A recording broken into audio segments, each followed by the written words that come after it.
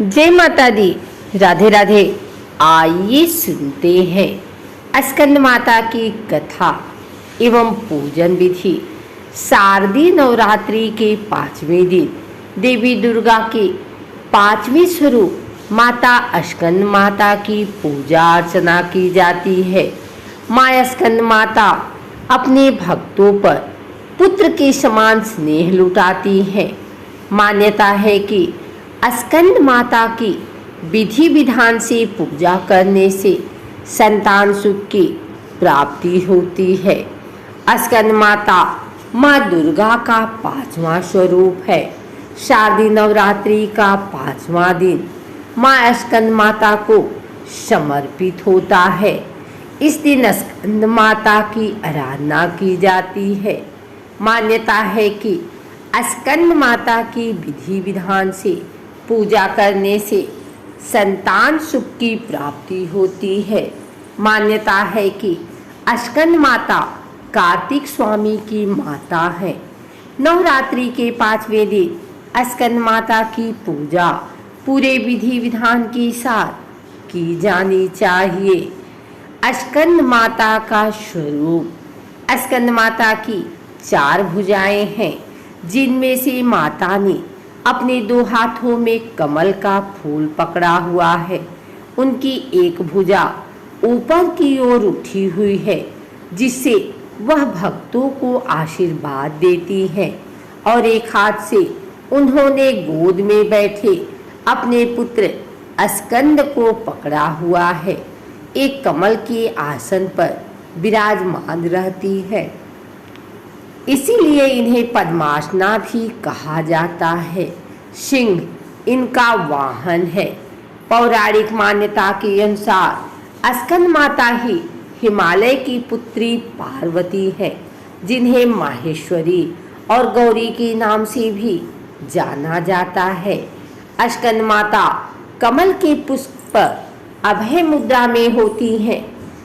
माँ का रूप बहुत सुंदर है। उनके मुख पर तेज है।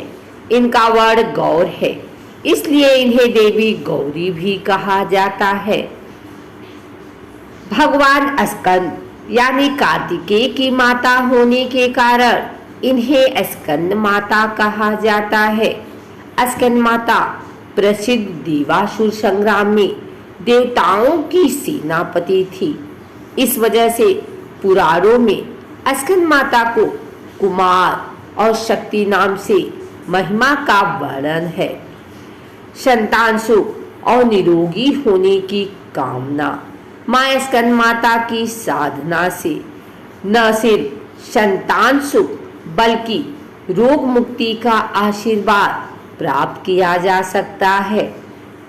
ऐसे में संतान सुख की इच्छा के साथ जो व्यक्ति माँ स्कंद माता की आराधना करना चाहता है, उन्हें नवरात्रि की 5वीं तिथि को लाल वस्त्र में सुहाग चिन्ह, सिंदूर, लाल चूड़ी, महावर, लाल बिंदी तथा सेब और लाल फूल एवं चावल बांटकर माँ की गोद भरनी चाहिए।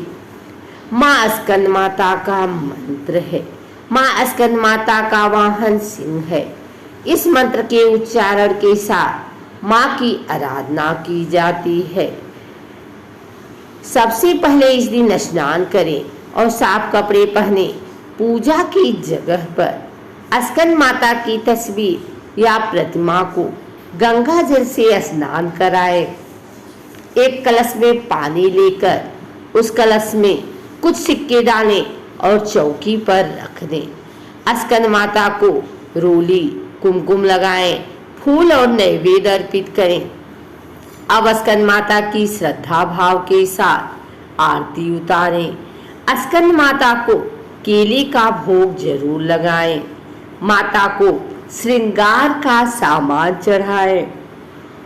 स्कंद माता को इन चीजों का लगाएं भोग। पंचमी तिथि के दिन पूजा करके भगवती दुर्गा को केले का भोग लगाना चाहिए और यह प्रसाद ब्राह्मण को दे देना चाहिए।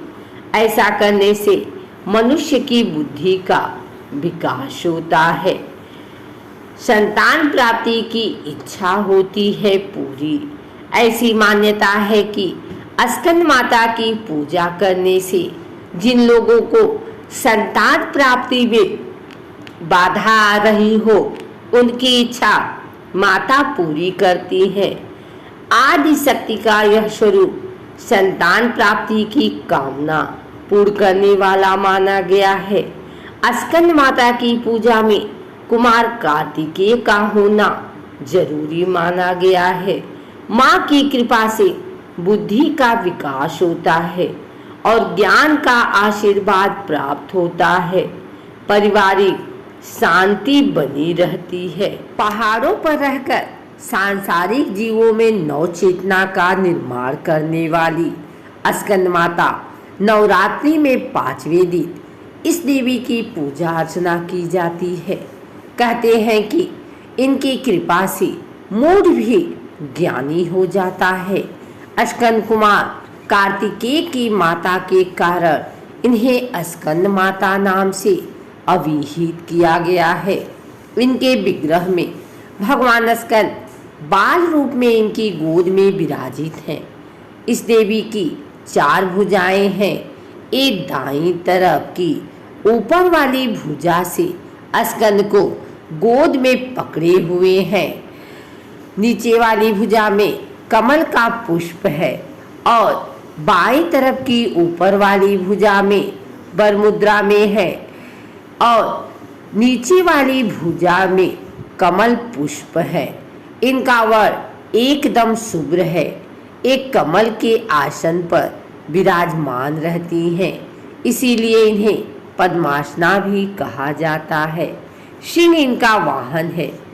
शास्त्रों में इसका काफी महत्व बताया गया है। इनकी उपासना से भक्त की सारी इच्छाएं पूरी हो जाती हैं। भक्त को मोक्ष मिलता है। सूर्यमंडल की अधिष्ठात्री देवी होने के कारण इनका उपासक अलौकिक तेज और कांतिमय हो जाता है। अतः मन को एकाग्र रखकर और पवित्र रहकर इस देवी की आराधना करने वाले साधक या भक्त को भवसागर पार करने में कठिनाई नहीं आती है। उनकी पूजा से मोक्ष का मार्ग सुलभ हो जाता है। यह देवी विद्वानों और सेवकों को पैदा करने वाली शक्ति है, यानी चेतना का निर्माण करने वाली। कहते हैं कालिदास द्वारा रचित रघुवंशम महाकाव्य और मेघदूत रचनाएं स्कंद माता की कृपा से ही संभव हुई हैं। अगर आपको हमारी वीडियो अच्छी लगी हो तो इसे लाइक करें, कमेंट करें, शेयर करें। हमारे चैनल को सब्सक्राइब करके बेल नोटिफिकेशन ऑल पर सेट कर लें ताकि आगे आने वाली वीडियो सबसे पहले आप तक पहुंच सके। धन्यवाद।